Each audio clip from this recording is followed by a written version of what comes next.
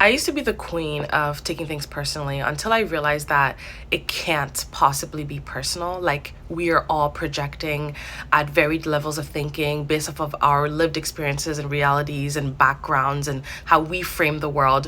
When we are encountering other people, there's a higher likelihood that we're just responding to ourselves and not to the person right in front of us. And how we respond to ourselves in those moments, in my opinion, is either externally or internally driven. And that, in my opinion, is also based off of our level of thinking slash consciousness in relation to that situation.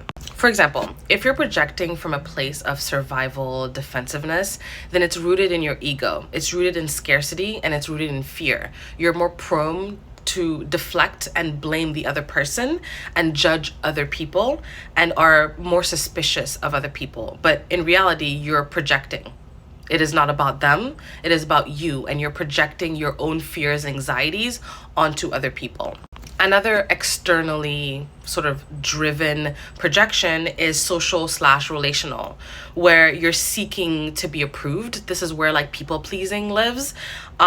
You're seeking belonging, and so you're more likely to compare and shame yourself really and others, and you pedestalize and idealize people at this point, where you see people as sort of like bigger than yourself, and you hierarchize people and hierarchize yourself.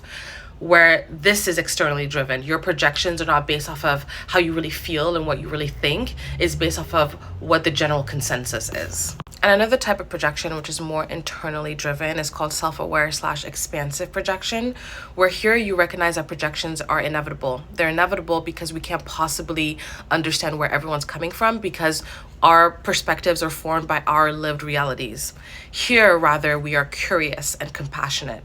We ask why. Why are we so triggered by the situation? Why are we so bothered by this thing? And we ask why other people may be so triggered and bothered, especially when we recognize that there's a stronger emotional response than is required of the situation. Rather than reacting, we ask ourselves, whoa, what could be going on here?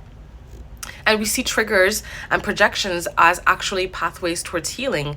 This is an opportunity for growth. Now you're aware that this thing triggers you. Now we can do something about it. And the projections, I believe, are situational. They're based off of how that situation makes you feel. And that's why I believe that triggers and projections from those triggers are opportunities for growth, because you could be more defensive and survival modey at work, but much more expansive and aware at home based off of your comfort level, and vice versa. And with friends, you could be different. And so I think that it's so interesting, at least for me, I like knowing about these things because then it helps me frame situations and understand